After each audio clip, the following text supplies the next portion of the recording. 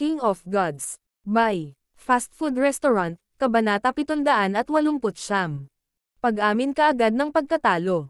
Lubhang maingat si Liu Tianfan habang kaharap niya si Kung Feiling. Sa sandaling nagsimula ang laban.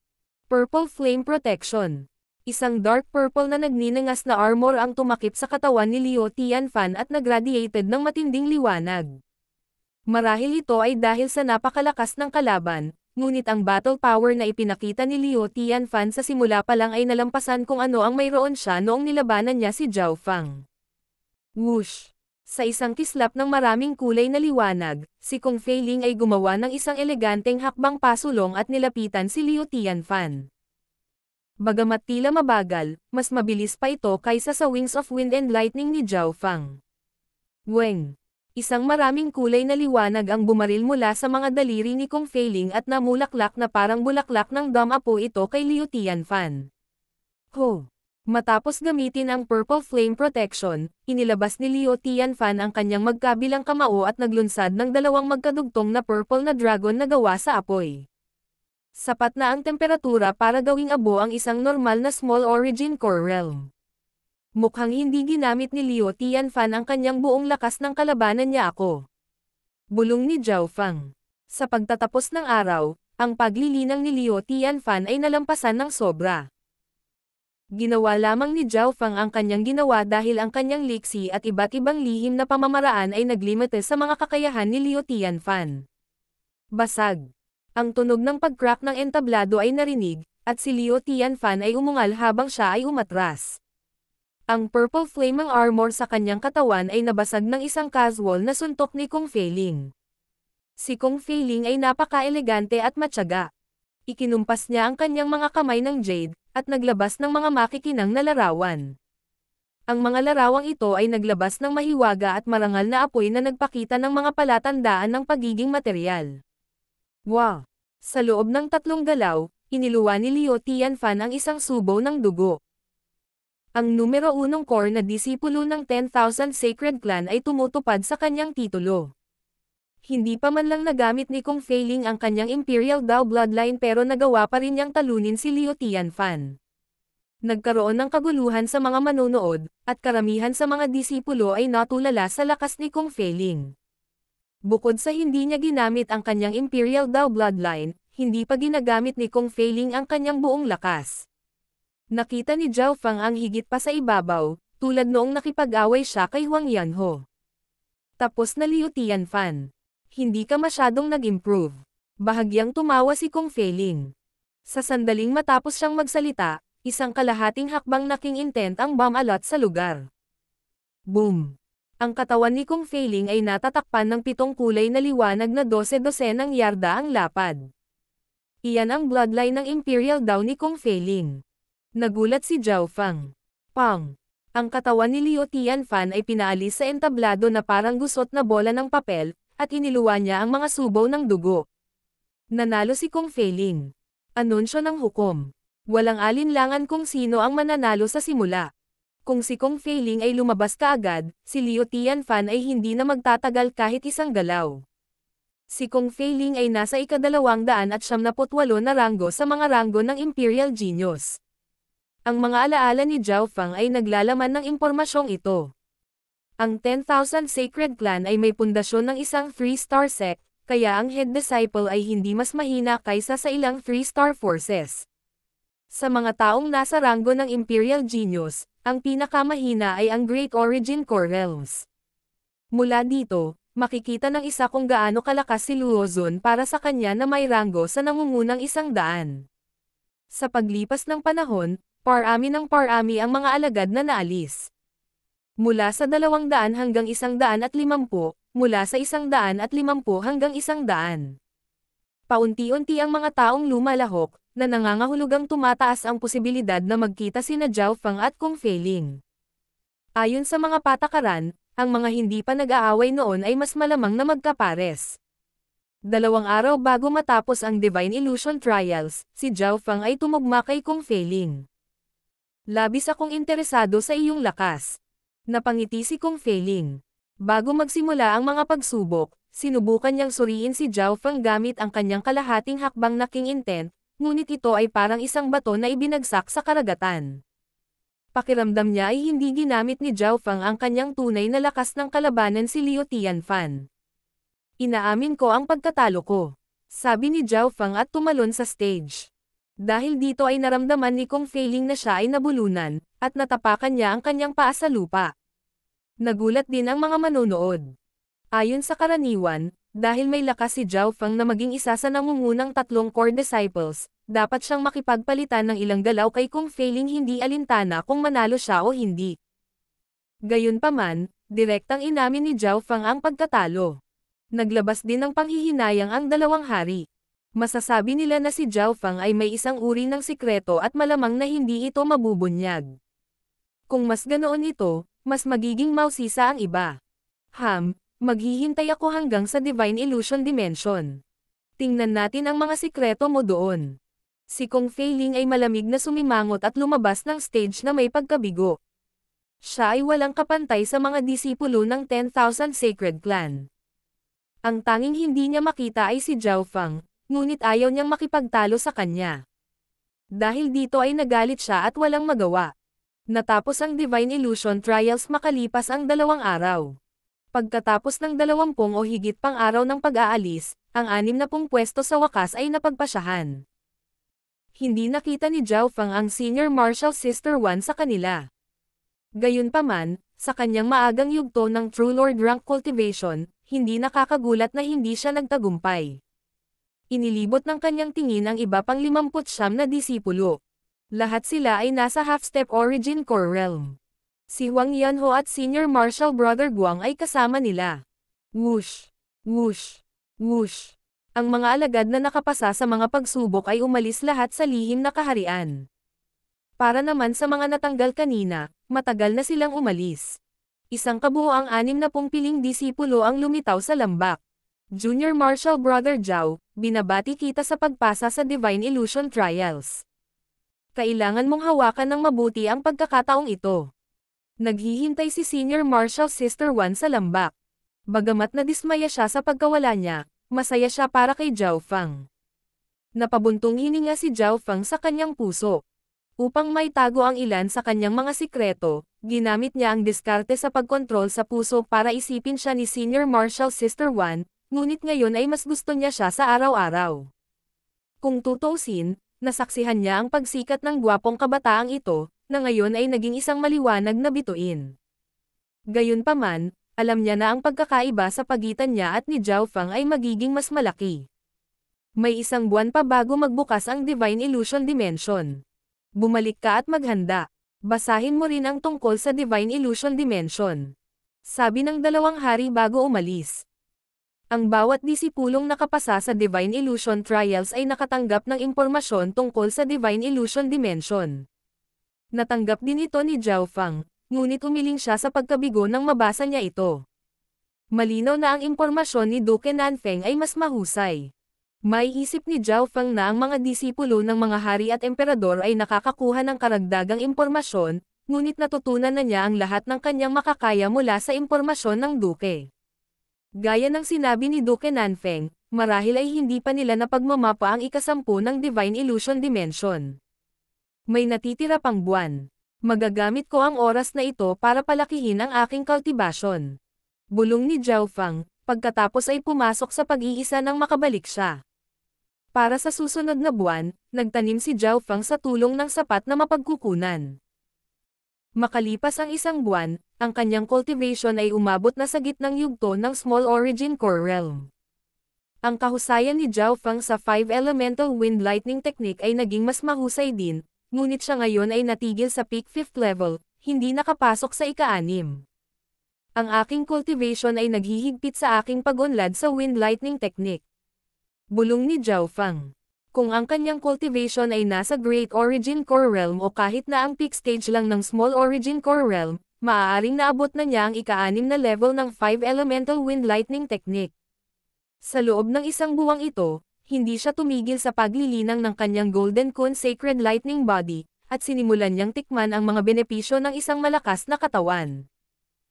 Nangangahulugan ang isang malakas na katawan na maaari niyang baliwalain ang mga layunin, bloodline, at cultivation ng kalaban. Ang batang demigod ay ganoon din noon. Noong ang batang demigod ay isang hari, nagawang sugpuin ng kanyang pisikal na puwersa ang katawan ng Emperor of Death, at ang Sacred Lightning Body ni Zhao Feng ay mas malakas pa kaysa sa Golden Kun Sacred Body. Ang Sacred Lightning Body ni Zhao Feng ay naglalaman ng elemento ng lightning, at kapag umabot ito sa isang tiyak na antas, anumang bagay na madaanan ng kanyang katawan ay masisira ng kidlat. Si Zhao Feng ay hindi na kailangang gumawa ng anuman. Ang sinumang umatake sa kanya ay magiging alabok. Kapag ang 5 elemento ng Wind Lightning ay nilinang, ang Sacred Lightning Body ay magiging lubhang matatag laban sa anumang elemental na pag-atake. Gayunpaman, dahil nilinang lamang ni Zhao Feng ang tubig ng kidlat ng hangin sa sandaling ito, medyo nababanat lang siya laban sa yelo at tubig. Bilang isang Sacred Lightning Body, ito ay lubos na nababanat laban sa kidlat, at maaari pa itong sumipsip ng kidlat. Noon, nagawa ni Lei Xin mula sa 10,000 Thunder Sect ang pag-atake ng kidlat ni Zhao Feng. Kapag ang Golden Kun Sacred Lightning Body ay nas-anay sa isang mataas na antas, ang aking pagkakataon na makapasa sa God Tribulation ay tataas ng malaki. Si Zhao Feng ay puno ng kumpiyansa at pag-asa para sa hinaharap. Mabilis na lumipas ang oras, at nalalapit na ang araw ng pagbubukas ng Divine Illusion Dimension. Huminto si Zhao Feng sa paglilinang nitong mga nakaraang araw at pumasok sa Ancient Dream Realm para mas marami ang aura nito. Unti-unting tumaas ang purity ng kanyang bloodline. Noong gabi bago magbukas ang Divine Illusion Dimension, tahimik na naghihintay ang 100 elite na disipulo sa isang madilim na entablado sa 10,000 Sacred Clan. Ang Divine Illusion Dimension ay kumukonekta sa mga hangganan ng zone ng kontinente. Ang oras ng koneksyon ay maaaring medyo maaga o huli. Nag-usap ang mga elite, at nakita ni Zhao Feng na mayroong 35 Elder Experts sa 100. Ang kakaiba ay mayroong kahit isang Void God Realm King na 50 o 60 taong gulang. Nahulaan ni Zhao Feng na may ilang paraan ang 10,000 Sacred Clan para magpadala ng Void God Realm King, ngunit kailangan nilang magbayad ng isang presyo. Ang ilang mga puwersa, kabilang ang mga imperial, ay dapat na matagumpay na nakakonekta dito. Dahil malapit tayo sa karagatan, mas mabagal tayo isang araw. Tinalakay ang ilang figure na sakop ng napakagandang liwanag. King of Gods, Kabanata 770. Ang mundo. Sa isang palasyo sa Great Gunlord Dynasty. Weng. Isang nagniningning na puting landas ang biglang lumitaw sa ibabaw ng isang malaking bilog, at tila umiral ito sa pagitan ng katotohanan at kawalan. Ang Divine Illusion Dimension ay matagumpay na nakonekta. Isang malakas na boses ang umalangaw-ngaw sa langit at lupa, na nagpayanig sa puso ng 12 ng mga hari at ilang emperor. Number 1, Xuan Yuanwen. Isang gwapong binata na mukhang medyo nahihiya ang lumitaw sa harap ng nagniningning na puting daanan. Gayunpaman, ang ilang daang mga disipulo at elite ng Sky Suspension Palace ay hindi nang ahas na maliitin siya, at ang kanilang mga mata ay puno ng paggalang. Si Xuan Yuanwen at 2 disipulo sa likod niya, isang lalaki at babae, ay Void God Realm Kings. Martial Brothers and Sisters, ako ay magiging kamao. Si Xuan Yuanwen ay sobrang magalang at yumoko sa lahat. Master, hindi kita bibiguin. Sa wakas, nasulyapan niya ang isang payat, kulubat na matanda sa kalangitan, siya ay isang demigod. Ang aura ng matanda ay lubhang makamundo, na para bang isa lamang siyang mortal. Boom! Agad na nagsimulang lumitaw ang mga bitek sa pathway nang pumasok si Xuan Yuanwen dito. Bueno, si Xuan Yuanwen ay hindi isang normal na hari. Malamang lumampas na siya sa limitasyon ng pathway. Anumang ibang 3-star force ay hindi maglalakas loob na gawin ito. Nag-usap ang mga kalapit na hari at emperor. Sa ilalim ng normal na mga sitwasyon, ang isang taong may parehong lakas tulad ni Xuan Yuanwen ay mapupunit kapag pumipilit silang pumasok sa pathway. Sa kritikal na sandali na ito, Weng, isang kakaibang piraso ng jade sa katawan ni Xuan Yuanwen ang naglabas ng maningning na kislap ng puting liwanag na lumuso sa lakas ng pagpunit ng kalawakan. Ancient God Piece, bulalas ng karamihan. Bilang isang nakalimutang dimensyon ng mga Diyos, tanging ang kapangyarihan ng mga Diyos ang makakalaban sa Divine Illusion Dimension. Shua. Gamit ang tulong ng piraso ng armas ng Ancient God, nawala si Xuan Yuanwen sa portal. Ang tanging kahinaan ng pamamaraang ito ay ang tao ay dadalhin sa isang random na lugar, hindi kasama ng sino man sa kanyang mga kaalyado. Bulong ng isang Void God Realm Emperor. Whoosh! Whoosh! Ang lalaki at babae na Void God Realm Kings sa likod ni Xuan Yuanwen ay gumamit ng sarili nilang pamamaraan at pumasok din sa Divine Illusion Dimension. Sa ibang lugar sa Great Gun Lord Dynasty, sa Duanmo family, isang berdeng landas ang makikita sa hangin sa itaas ng lawa. Yu Fei, handa ka na ba? Ang panganib at kapalaran na nasa loob ng Divine Illusion Dimension ay mas marami kaysa sa Demigod Forgotten Garden. Ngumiti si Duanmo Ching at sinabi. Sa ibaba ng pathway ay ang mga elite ng pamilya, at ang pinuno ng grupo ay isang batang babae na mukhang isang diyosa. Ang kanyang balat ay puti ng nyebe tulad ng isang perpektong gawa ng sining. Handa na ako. Ngumiti si Zhao Yufei, at napabuntong hininga ang lahat dahil sa kanyang kagandahan. Dahan-dahan siyang naglakad patungo sa berdeng daanan, at hindi ito natinag o nanginginig man lang. Hindi ka panipaniwala. Napakadali niyang nakapasok sa pathway kahit na may cultivation ng Void God Realm. Ang babaeng ito ay may spiritual race bloodline. Ang pamilyang Duanmo ay muling bubuhayin. Ang mga nakatatanda ng pamilyang Duanmo ay nasa sabik. Sa lakas ng pamilyang Duanmo, maaari lamang silang magpadala ng isang hari, ngunit nagawa nilang iligtas ni Zhao Yufei ang isang slot. Ang spiritual race ay may napakalapit na kaugnayan sa langit at lupa. Malapit nang maging emperor si Yufei. Pinaalis ni Duanmo Ching si Zhao Yufei na may pag-asa sa kanyang mga mata. Sa Kang Ocean, sa True Martial Sacred Land, sa itaas ng 10,000 Ancient Sacred Peak, halos 300 elite ng True Mystic Sacred Clan at ng 1,000 Darkness Sacred Clan ang nagtipon dito. Ang oras ng koneksyon dito ay makalipas ang ilang araw kaysa sa Continent Zone. Mayroon pa kaming ilang araw bago ito kumonekta. Gamit ang pinagsamang lakas ng mga 3-star sects, makakapagpadala lamang tayo ng 2 hari sa Nangangsheng at Mingxi. Napag-usapan ang upper echelons ng 2 clans. Ang katotohanan na ang Divine Illusion Dimension ay nakakonekta sa napakaraming lugar ay nagpakita kung gaano ito kalaki. Isinasantabi ang sona ng kontinente, kahit na ang mga kalapit na puwersa ng karagatan ay nakapasok hanggat sila ay sapat na malakas. Gayunpaman, dahil ang Kang Ocean ay napakalayo, tanging ang 3 star na puwersa lamang ang may kakayahang gawin ito, kahit na ang ilang 2 star na puwersa sa zone ng kontinente ay maaaring kumonekta dito. Nangangahulugan ito na ang lahat ng pumasok sa Divine Illusion Dimension ay isang elite ng Continent Zone o isang kalapit na lugar. Halos walang mana o lihim na kaharian sa parehong sukat ng Divine Illusion Dimension. Sa isang madilim na entablado ng 10,000 Sacred Clan, lahat ng mga disipulo at matatandang elite ay naghihintay. Siguro ang ilan sa mga puwersa sa Continent Zone ay nakakonekta na, ngunit kailangan pa nating maghintay ng kaunti. Nakangiting sabi ni Liu Tianfan habang nakatayo sa tabi ni Zhao Fang.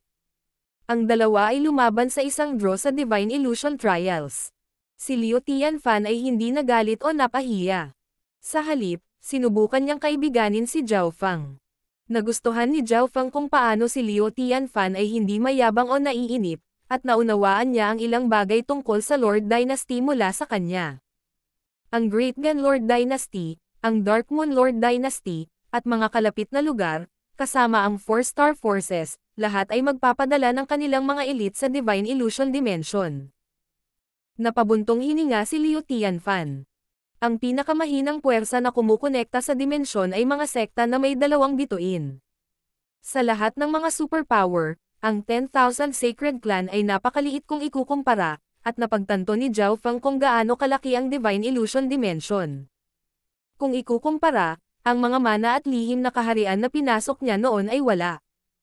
Isang hari ang nagsimulang magsabi sa kanila kung ano ang dapat abangan bago pumasok. Una ay ang mga mapanganib na aspeto. Bukod dyan, huwag madaling masaktan ang 3 star na puwersa o sino mang mas malakas, tulad ng mga imperial, ang 8 big families, o ang 4-star superpowers. Babala ng hari. Ang 10,000 Sacred Clan ay hindi na isang 3-star power. Ang lakas ng mga disipulo mula sa 3-star at 4-star na kapangyarihan ay hindi isang bagay na maaaring ihambing sa 2 star na puwersa. Kahit na sila ay may parehong paglilinang, ang pagkakaiba sa lakas sa mga henyo ay malaki. Sa isang hakbang pabalik, kahit papaano ay nagawa nilang pumatay ng isang imperial o isang mahalagang elite na disipulo ng isang 4-star power, ang 10,000 Sacred Clan ay mawawasak. Siyempre, wala masyadong 3-star or 4-star forces. Karamihan sa mga makikilala mo ay magmumula sa 2-star forces. Tumigil ang hari. Ang 3-star na puwersa ay bihira kahit sa Great Gunlord Dynasty. Tulad ng para sa mga puwersang may 4 na bituin, ang posibilidad na makatagpo sila ay napakababa. Makalipas ang isang araw, isang kakaibang spatial na kaguluhan ang lumitaw sa itaas ng itim na yugto. Kung hindi dahil sa katotohanang napakalakas ng pandaman ni Zhao Fang, maaaring hindi niya ito maramdaman. Maaari na tayong kumonekta ngayon. Ang mga puso ng Void God Realm Kings ay nanginginig at isang malabong gintong landas ang tila nag-uugnay sa kabilang panig. Yun Hao, handa ka na ba? Ilang Void God Realm Kings at isang Emperor ang tumingin sa nangungunang tao. Si Yun Hao ay isang piling matandang disipulo. Ang Divine Illusion Trials ay nahati sa 2 bahagi, ang mas matanda at nakababatang henerasyon. Ang Yun Hao na ito ay humigit kumulang 50 o 60, ngunit mayroon siyang cultivation ng Void God Realm. Halata na siya ay may talento, at ang 10,000 Sacred Clan ay nakatutok sa kanya. Senior Yun Hao, mangyaring bantayan kami. Ang ilang nakababatang mga disipulo ay labis na gumagalang kay Yun Hao. Sina Kong Feiling at Yun Hao ay ang 2 elite na henyo ng 10,000 Sacred Clan. Si Kong Feiling, na may dugong imperial daw, ay hindi mas mahina kaysa sa isang Void God Realm King. Ang unang pumasok ay si Yun Hao. Sa sandaling ito, ang ilang haring elder ng angkan ay nanonood na may kinakabahang ekspresyon. Ho! Huminga ng malalim si Yun Hao at humakbang papunta sa gintong landas. Basag! Ang malabong gininto ang landas ay agad na nagsimulang maging hindi matatag sa sandaling siya ay pumasok. Patatagin ang array. Isang Void God Realm Emperor at 8 hari ang nagsanib na puwersa at pinatatag ng kaunti ang landas. Lumalabas ang malamig na pawis sa noo ni Yun Hao habang pinabilis niya ang kanyang takbo sa gintong landas. Nang malapit na niyang marating ang dulo ng malabong gininto ang landas, ang mga ekspresyon ng emperador at 8 hari ay naging puti. Parang naubos na nila ang lakas. Nang maisip ng lahat na malapit nang magtagumpay si Yun Hao. Arg! Biglang sumigaw si Yun Hao habang siya ay naputol sa hindi mabilang na mga piraso ng isang spatial crack. Ang spatial crack ay mukhang isang spider web, at naglabas ito ng isang ipinagbabawal na aura.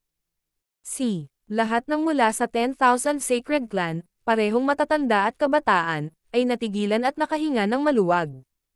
Matagal na dead silent ang stage. Nabigo.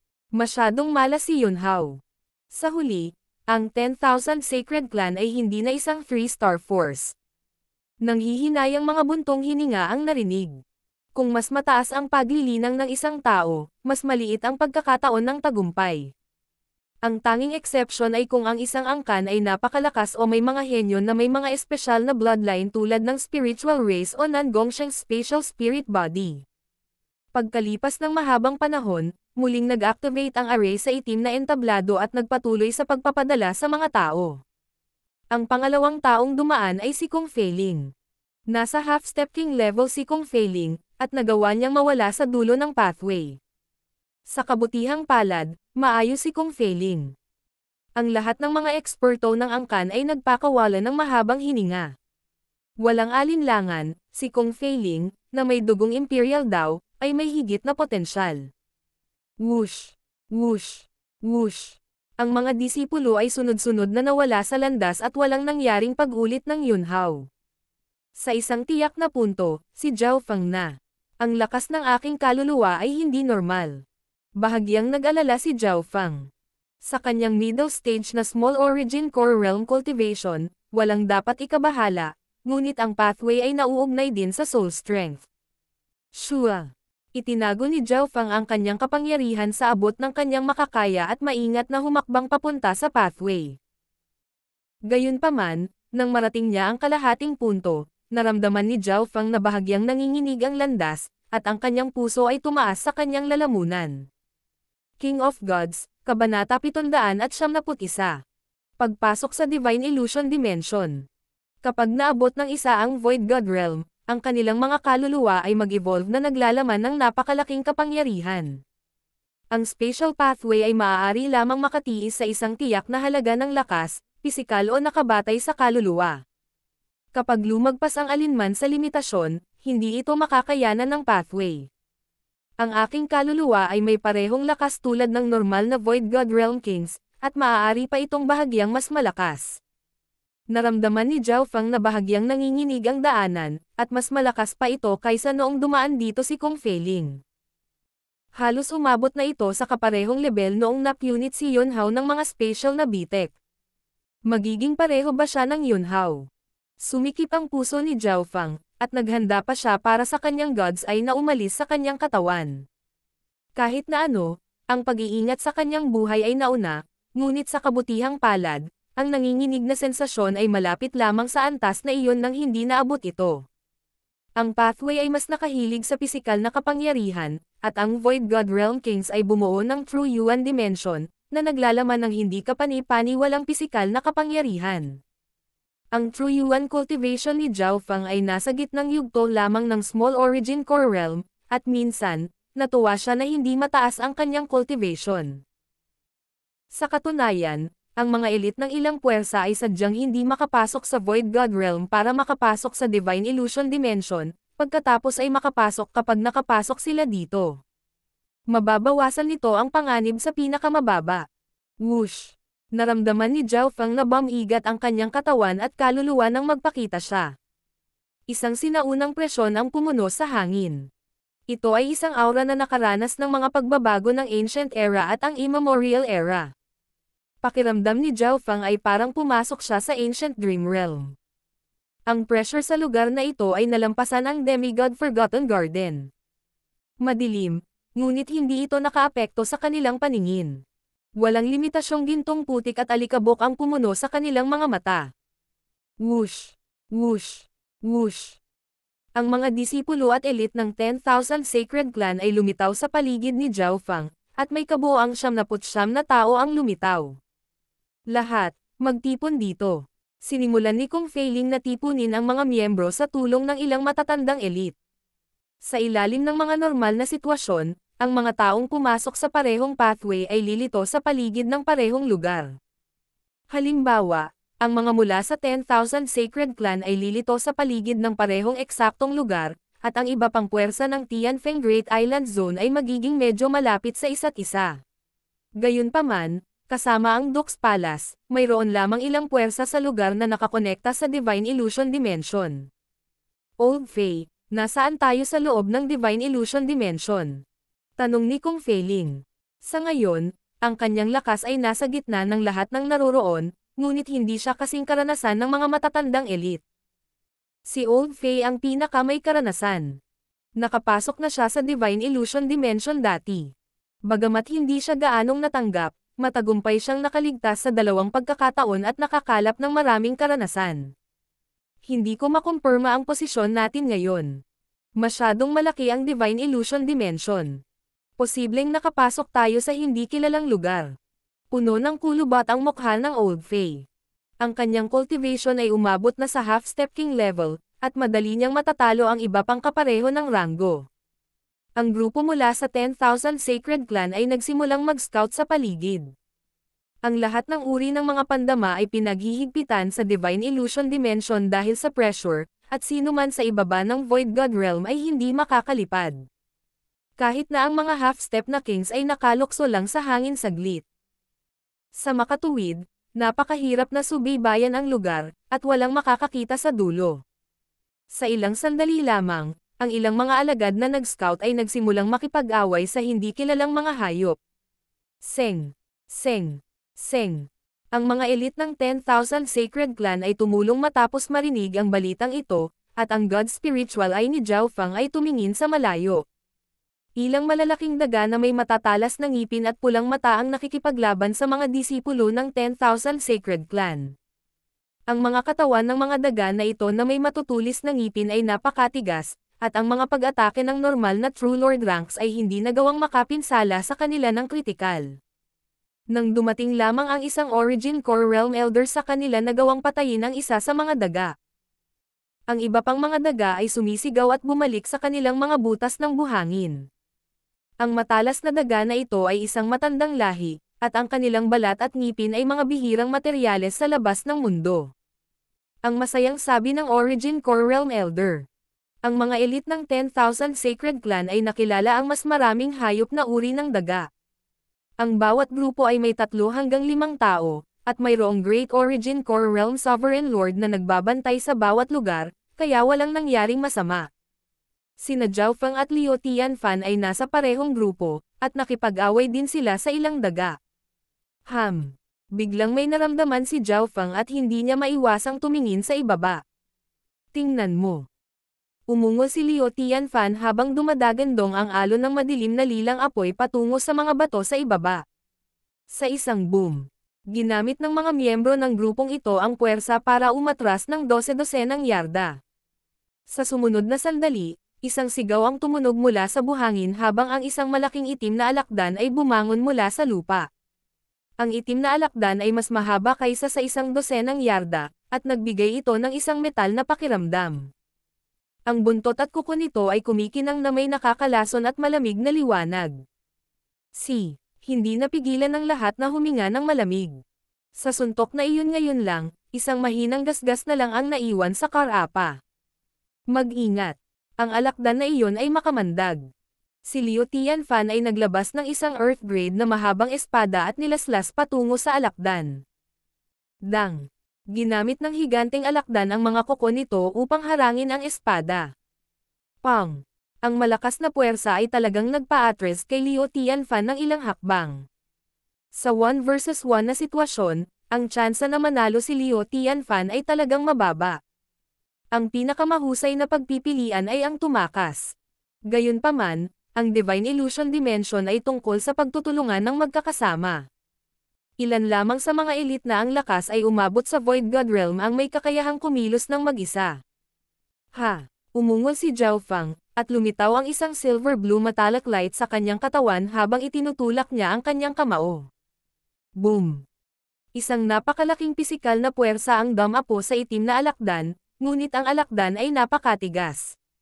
Medyo umiling lang ito at bumagal. Gayunpaman, hindi iyon ang buong galaw ni Zhao Feng. Itinuro niya ang kanyang daliri, at ang mga alon ng Water of Wind Lightning ay umaagos patungo sa itim na alakdan. Shoo! Isang pamamanhid na sensasyon ang naglimite sa bilis ng itim na alakdan. Bam! Bam! Sa pinagsamang puwersa ng pisikal na lakas at Water of Wind Lightning, nagawa ni Zhao Feng na higpitin ang itim na alakdan.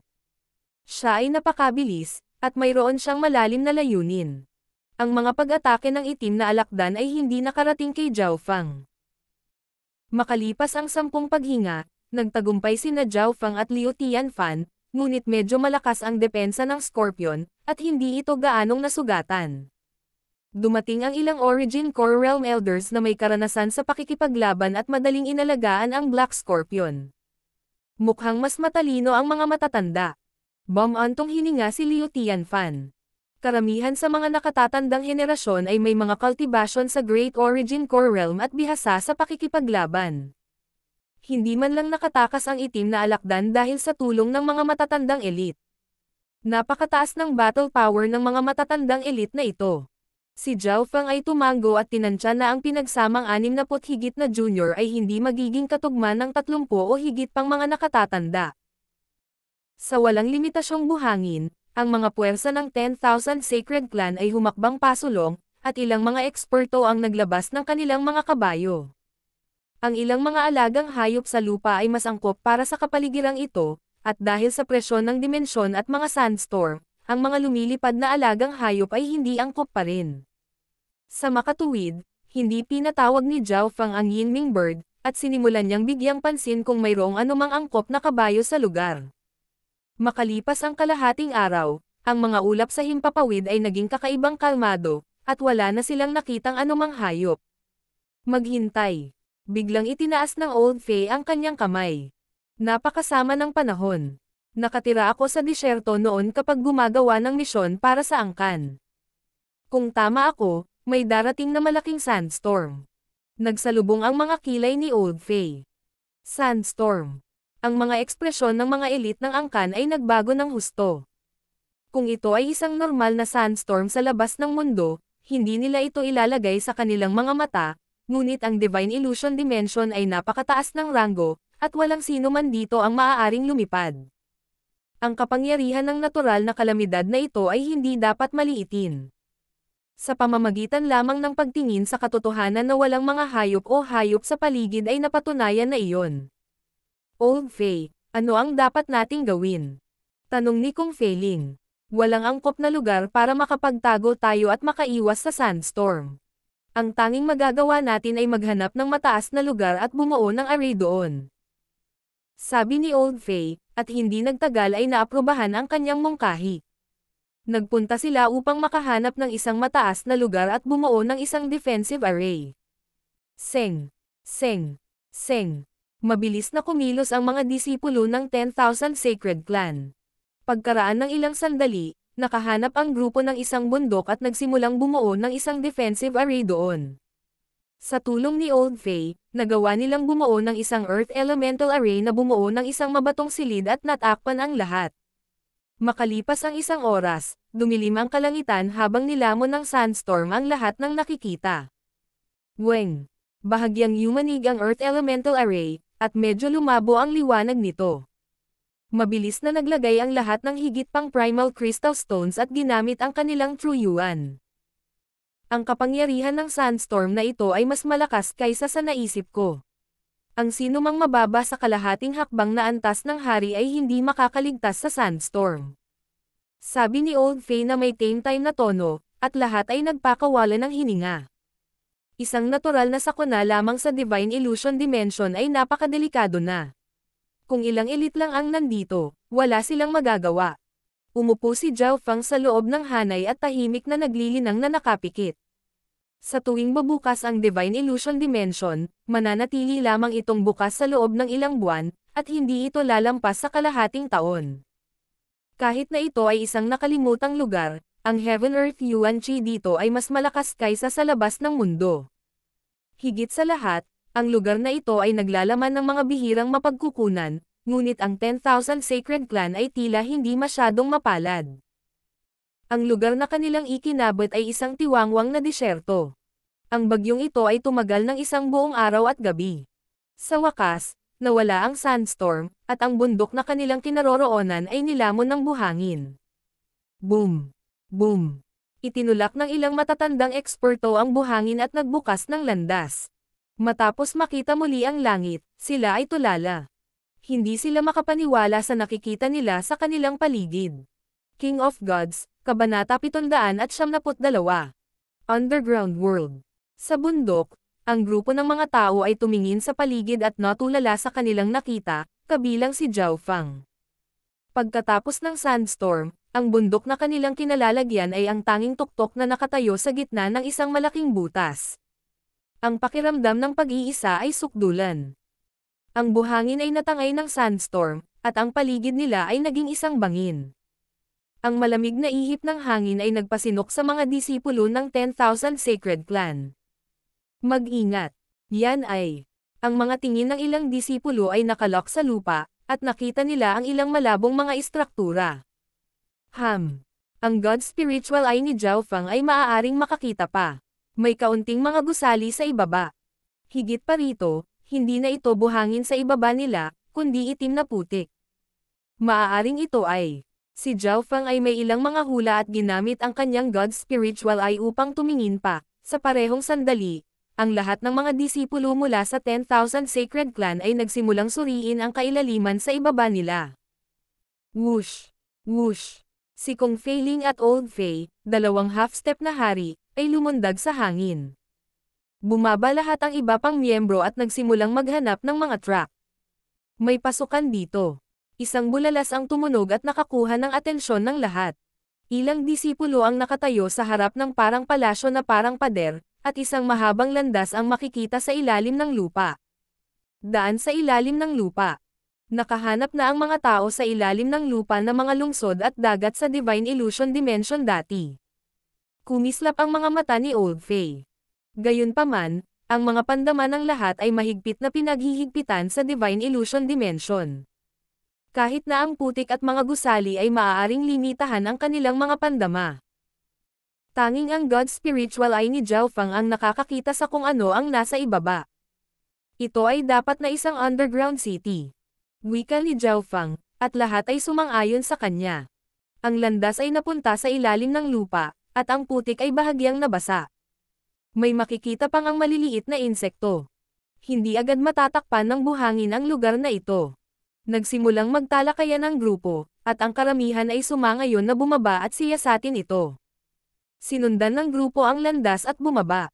Mayroong ilang mga perlas sa landas na nagbigay ng mahinang liwanag, at ang mga tunog ng dagandong at pagkagat ay umalangaw-ngaw mula sa kailaliman.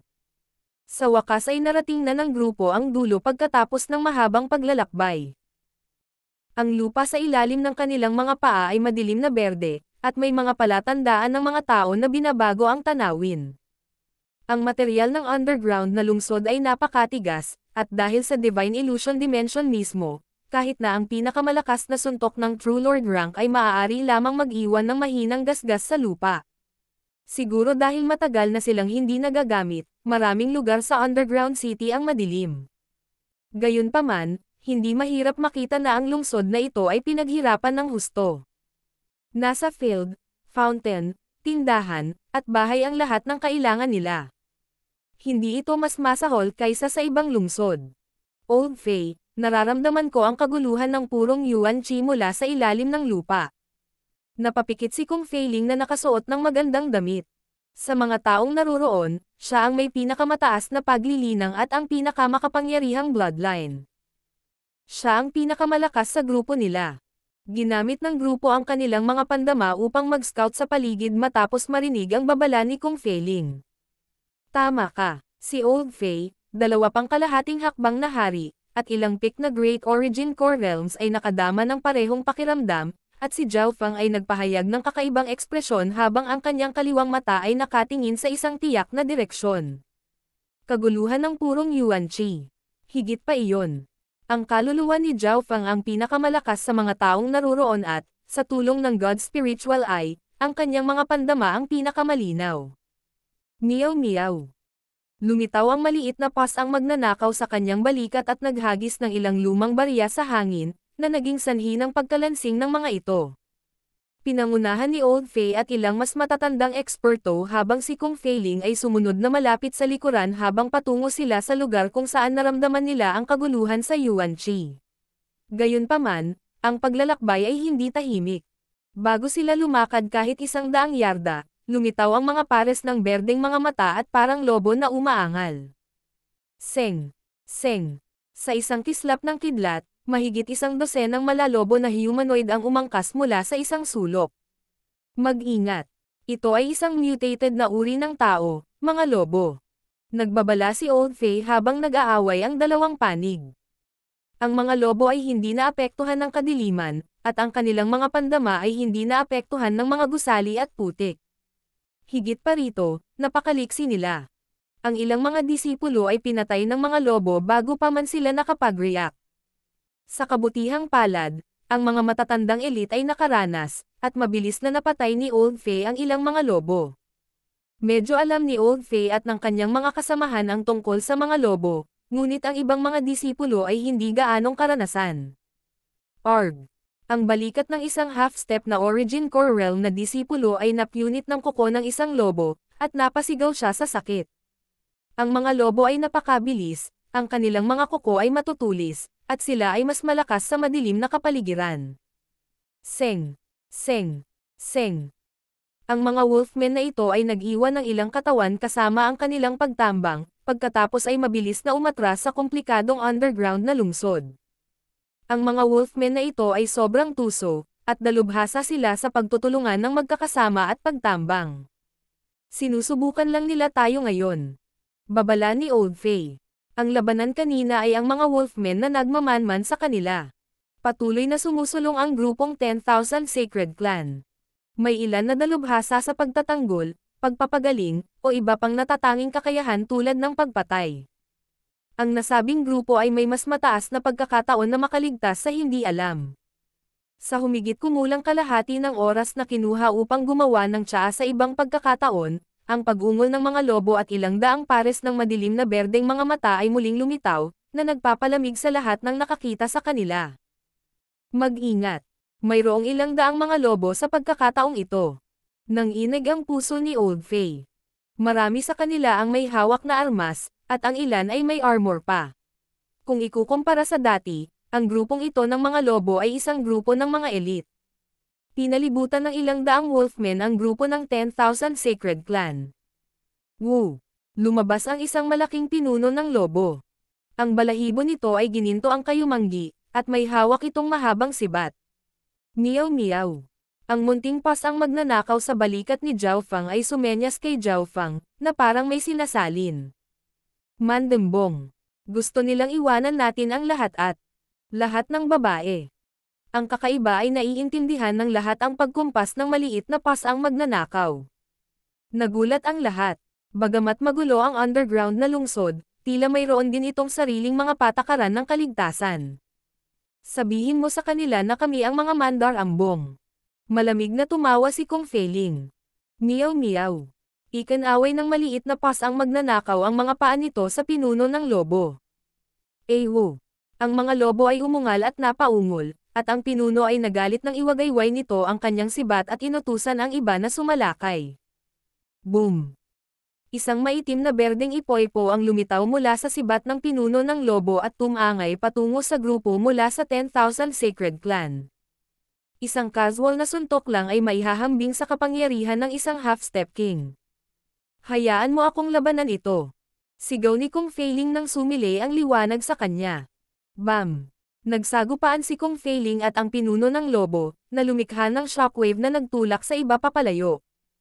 Kahit na ang bloodline at diskarte ng lobo na ito ay hindi kasing lakas ng kay Kung Feiling, ito ay napakalakas, at ang pisikal na katawan nito ay malakas.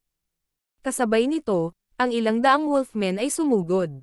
Sa dami, ang mga lobo ay may malaking kalamangan, ngunit ang mga nagsasaka ng 10,000 Sacred Clan ay pawang mga henyo at hindi dapat maliitin.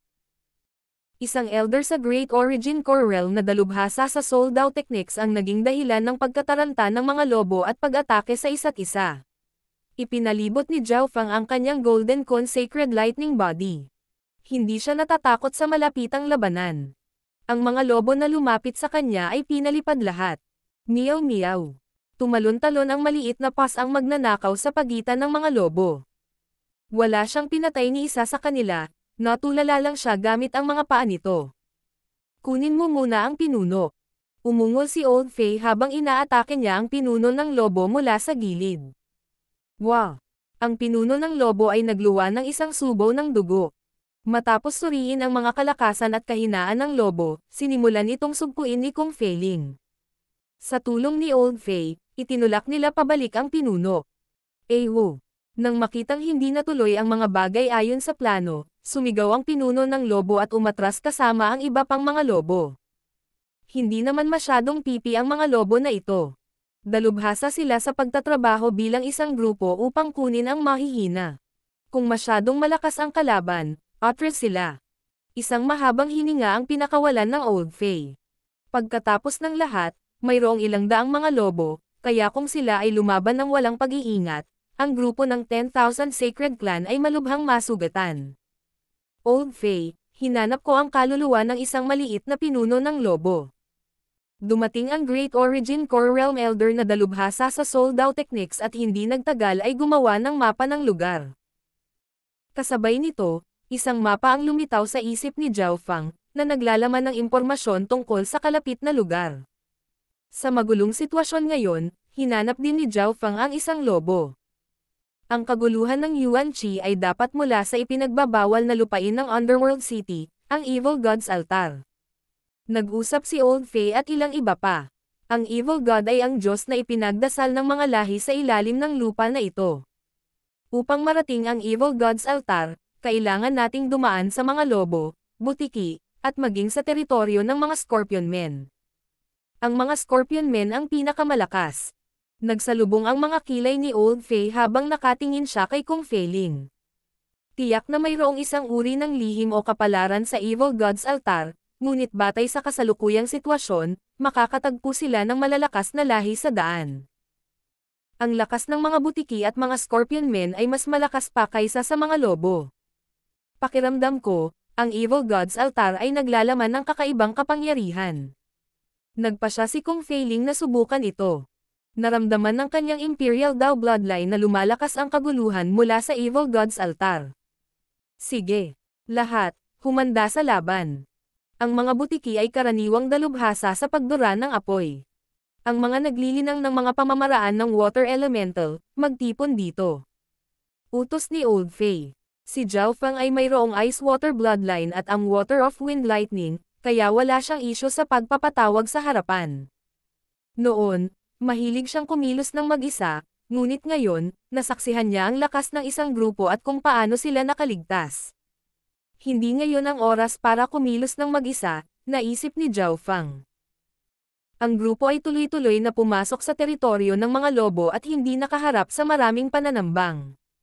Makalipas ang halos kalahating oras. Boom boom. Bam. Ang tunog ng apoy at sigawan ng tao ay nagmula sa harapan. Aling puwersa ang nauna sa atin. Napakaingat ni Old Fei.